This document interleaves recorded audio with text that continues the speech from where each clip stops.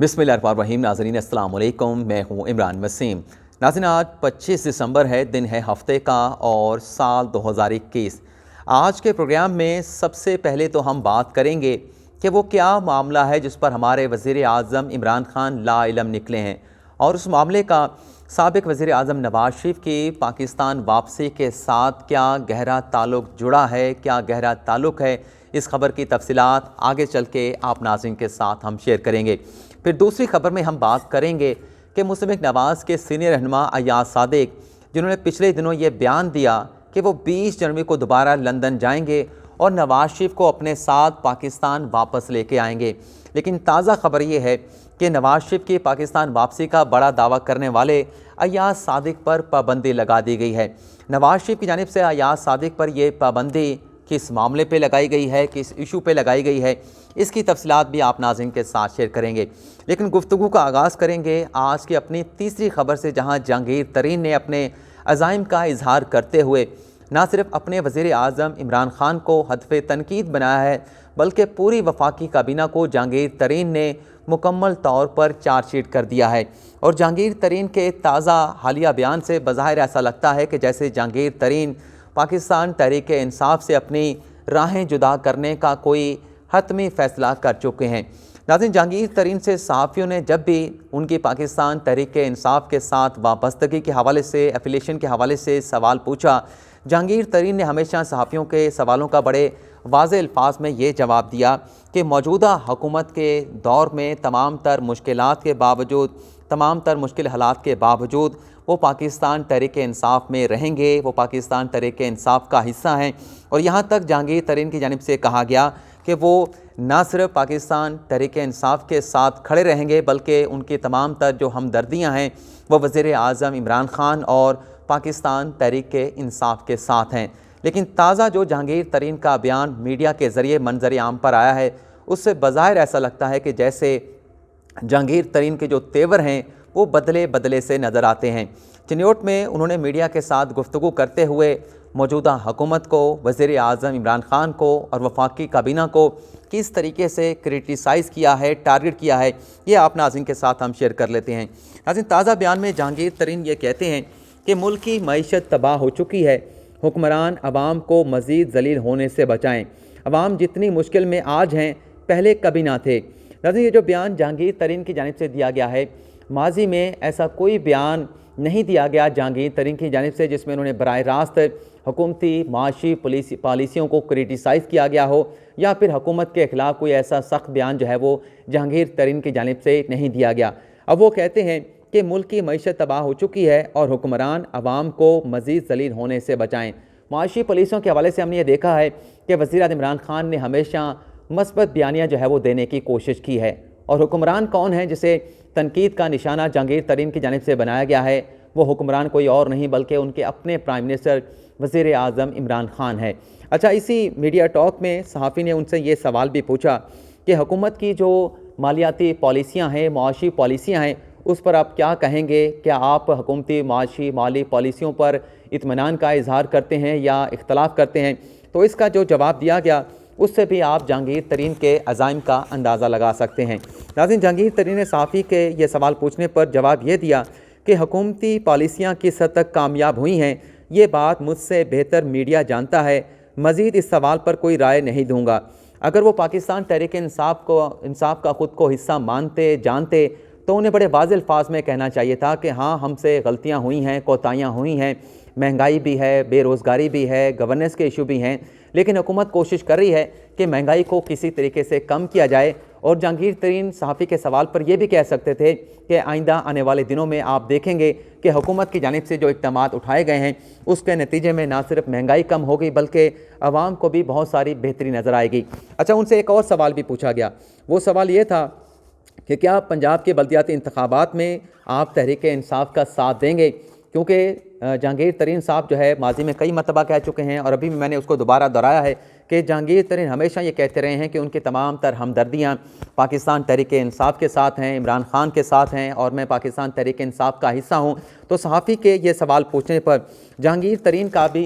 ترین نے اس کا بھی کوئی واضح جواب نہیں دیا، اور جہانگیر ترین کی جانب سے سوال کا جواب یہ دیا گیا کہ پہلے الیکشن ہونے کا اعلان تو ہو، ابھی اس بارے میں کوئی فیصلہ نہیں کیا گیا۔ اگر وہ پاکستان تحریک انصاف کا حصہ ہیں تو وہ کیوں انتظار کریں گے کہ حکومت کی جانب سے بلدیاتی انتخابات کا اعلان کیا جائے تو پھر وہ فیصلہ کریں گے کہ وہ عثمان بزدار کو، عمران خان کو پنجاب کے بلدیاتی انتخابات میں سپورٹ کریں گے اور جنوبی پنجاب میں انہیں جتوانے کے حوالے سے بھرپور کردار ادا کریں گے؟ انہیں تو واضح طور پہ سٹانس لینا چاہیے تھا کہ میں تو پاکستان تحریک انصاف کا حصہ ہوں، مجھ سے تو یہ سوال پوچھنا بنتا ہی نہیں، میں تو ہر حال میں پاکستان تحریک انصاف کو سپورٹ کروں گا۔ لیکن جہانگیر ترین کا یہ کہنا کہ پہلے الیکشن کا اعلان ہو تو پھر میں یہ فیصلہ کروں گا، اس سے بظاہر یہ نظر آتا ہے کہ نہ صرف وہ پاکستان تحریک انصاف سے مایوس ہو چکے ہیں اور کہیں نہ کہیں وہ یہ فیصلہ بھی کر چکے ہیں کہ اب وقت آ گیا ہے کہ وہ پاکستان تحریک انصاف سے اپنی راہوں کو جدا کر لیں۔ اب ہم بات کر لیتے ہیں کہ ایاز صادق پر، جنہوں نے نواز شریف کی پاکستان واپسی کا بڑا دعویٰ کیا تھا، ان پر کس قسم کی پابندی جو ہے وہ نواز شریف کی جانب سے، شریف خاندان کی جانب سے یا مسلم نواز کی جانب سے لگائی گئی ہے؟ لیکن 2 روز پہلے ایاز صادق کا یہ بیان سامنے آیا تھا جس میں انہوں نے کہا تھا کہ ان کی نواز شریف کے ساتھ لندن میں بڑی بھرپور ملاقات ہوئی ہے جس میں اسحاق ڈار بھی موجود تھے، اور میڈیا کے ساتھ گفتگو کرتے ہوئے ایسے ایاز صادق کا یہ کہنا تھا کہ اس ملاقات میں کیا باتیں ہوئیں، کیا گفتگو ہوئی، میں وہ تو ظاہر نہیں کر سکتا، لیکن آپ میری مسکراہٹ سے یہ اندازہ لگا سکتے ہیں کہ معاملات جو ہے وہ بہتری کی جانب جا رہے ہیں۔ اور پھر ایاز صادق نے یہ بھی کہا کہ اب وہ دوبارہ 20 جنوری کو لندن جائیں گے، اور لندن سے جب واپس آئیں گے تو میاں نواز شریف جو ہے ان کے ساتھ پاکستان واپس آئیں گے۔ لیکن ان ملاقاتوں میں، لندن میں ہونے والی خفیہ ملاقاتوں میں کیا بات چیت کی گئی، اس حوالے سے انہوں نے لب کشائی کرنے سے جو ہے وہ گریز کیا، کوئی بات ان کی جانب سے نہیں کی گئی۔ لیکن اب یہ خبر سامنے آئی ہے، تازہ خبر یہ ہے کہ ایاز صادق نے جو ایک ٹی وی پر انٹرویو دیا ہے اس میں ایاز صادق صاحب یہ کہتے ہیں کہ لندن میں نواز شریف کی غیر سیاسی لوگوں کے ساتھ ملاقاتیں ہو رہی ہیں، نواز شریف سے مقتدر حلقے اس لیے ملاقاتیں کر رہے ہیں کیونکہ وہ بھی ملکی حالات سے پریشان ہیں۔ اور پھر آگے چل کے ایاز صادق اپنے انٹرویو میں یہ بھی کہتے ہیں کہ اس وقت عوام اور مقتدر حلقے نواز شریف کی جانب دیکھ رہے ہیں، ممکن ہے کہ نواز شریف واپس آ کر تمام معاملات کو سنبھال لیں۔ لیکن پھر اگلی سانس میں ایاز صادق یہ بھی کہتے ہیں کہ مجھ پر تو اب مسکرانے پر بھی پابندی لگا دی گئی ہے، یعنی وہ مسکراہٹ جو اس سے پہلے ایاز صادق مسلم نواز کے جو خواجہ سعد رفیق صاحب کے والد کی، خواجہ محمد رفیق کی برسی سے متعلق تقریب تھی جس میں وہ کہہ رہے تھے اپنے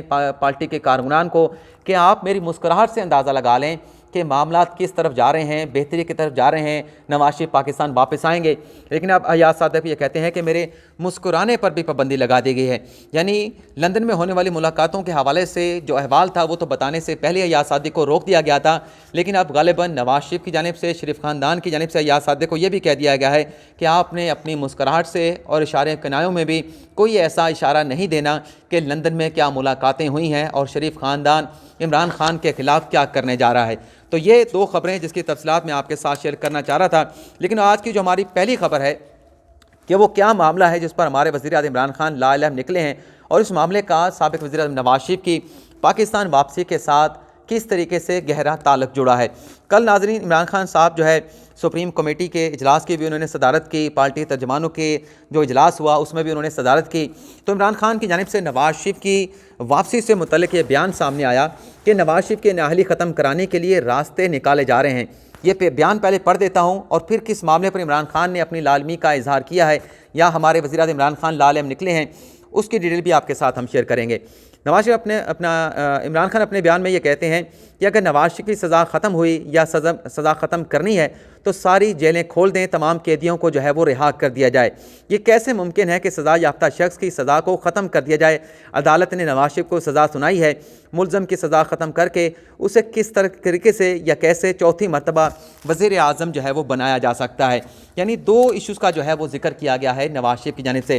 لیکن بظاہر ایسا لگتا ہے کہ وزیر اعظم عمران خان جو ہے ان 2 باتوں کو جو ہے اپنے بیان میں مکس کر گئے ہیں، یا غالباً ان کے جو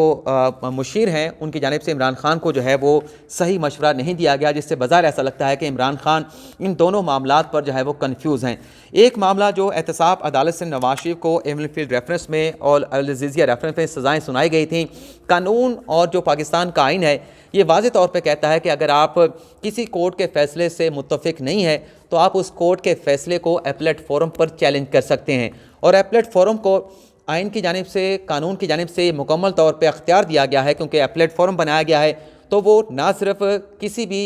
لوور کورٹ کی جانب سے سنائے گئے فیصلے کا جائزہ لے سکتی ہے، بلکہ اگر عدالت اس نتیجے پر پہنچے کہ نچلی کورٹ کی جانب سے جو فیصلہ سنایا گیا ہے وہ فیصلہ جو ہے وہ شواہد کے مطابق نہیں ہے، اس میں شواہد نہیں ہے اور بلا جواز فیصلہ سنایا گیا ہے، تو عدالت اس فیصلے کو ٹرن ڈاؤن کر سکتی ہے۔ تو عمران خان صاحب کا یہ کہنا کہ کیسے ممکن ہے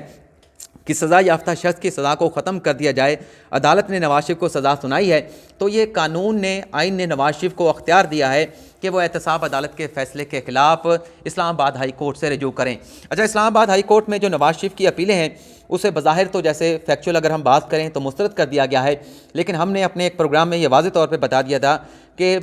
درخواستیں تو ڈسمس کر دی گئی ہیں، لیکن اس کا سٹیٹس ایسا ہے کہ جب بھی نواز شریف چاہیں ان درخواستوں کو آ کر دوبارہ سے بحال کروا سکتے ہیں اور اپنی اپیلوں پر اسلام آباد ہائی کورٹ کو کہہ سکتے ہیں کہ ان اپیلوں کو بحال کر کے دوبارہ جو ہے احتساب عدالت کے فیصلے کے خلاف میری اپیلوں کا جائزہ لیا جائے اور احتساب عدالت کے فیصلے کو کالعدم قرار دیا جائے۔ تو یہ قانونی نقطہ ہے، آئینی نقطہ ہے۔ کوئی بھی ملزم، آپ نواز شریف کو سائڈ پہ رکھ دیں، اگر وہ لوور کورٹ کے فیصلے سے متفق نہیں ہے تو وہ اس فیصلے کو اپیلیٹ فورم پر چیلنج کر سکتا ہے، اور اپیلیٹ فورم جو ہے اس فیصلے کو ٹرن ڈاؤن کرنے کی آئین کے تحت، قانون کے تحت مکمل طور پہ بااختیار ہوتی ہے۔ دوسری جو بات کی گئی کہ تاحیات نااہلی ختم کرنے کے لیے جو ہے وہ راستے تلاش کیے جا رہے ہیں، تو جو نواز شریف کی تاحیات نااہلی ہوئی ہے یہ سپریم کورٹ کی جانب سے براہ راست کوئی نواز شریف کے خلاف مقدمہ نہیں تھا، بلکہ 2013 میں سپریم کورٹ کے سابق چیف جسٹس افتخار چودھری نے فیصلہ دیا تھا جس میں یہ انٹرپریٹیشن کی گئی تھی آرٹیکل 62(1)(f) کی کہ جس شخص پر بھی اس آرٹیکل کا اطلاق کیا جائے گا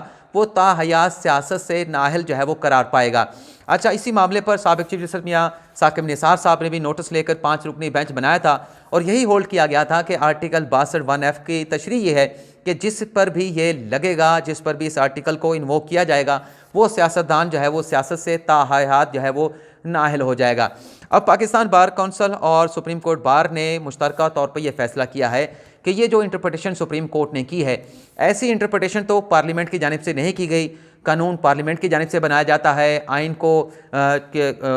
پارلیمنٹ کی جانب سے امینڈ کیا جاتا ہے، تو جب پارلیمنٹ کی جانب سے نہیں کہا گیا کہ آرٹیکل 62(1)(f) کے تحت جو نااہلی ہوگی وہ تاحیات ہوگی، تو سپریم کورٹ خود سے اس کی ایسی تشریح کیسے کر سکتی ہے کہ کسی سیاستدان کو تاحیات جو ہے وہ سیاست سے نااہل کر دیا جائے؟ تو اسی نقطے کو جواز بنا کر سپریم کورٹ بار کی جانب سے غالب امکان ہے کہ جنوری کے دوسرے ہفتے میں جو ہے آئینی درخواست جو ہے وہ سپریم کورٹ میں دائر کی جائے گی اور عدالت سے کہا جائے گا کہ ایک بار پھر اس آرٹیکل کی تشریح کی جائے، اور جو پہلا فیصلہ ہے جس میں عدالت آرٹیکل 62(1)(f) کو یہ کہہ چکی ہے کہ تاحیات نااہلی ہوگی، اس فیصلے کو ری وزٹ کیا جائے۔ تو دیکھتے ہیں کہ عمران خان صاحب نے تو اپنی ریزرویشن کا اظہار کر دیا ہے، تو دیکھنا یہ ہوگا کہ سپریم کورٹ بار کی جانب سے جب یہ آئینی درخواست سپریم کورٹ میں دائر کی جاتی ہے تو اس پر سپریم کورٹ کا کتنے رکنی بینچ بنتا ہے اور سپریم کورٹ بار کی درخواست پر عدالت کیا فیصلہ سناتی ہے، اور جو نواز شریف کی جانب سے پاکستان واپس آنے کی باتیں کی جا رہی ہیں، دیکھنا یہ بھی ہوگا کہ آیا کہ وہ پاکستان واپس آتے ہیں، نہیں آتے، اگر آتے ہیں تو کب واپس آتے ہیں، اور اگر واپس آتے ہیں تو کیا ان کی واپسی سے پہلے ان کی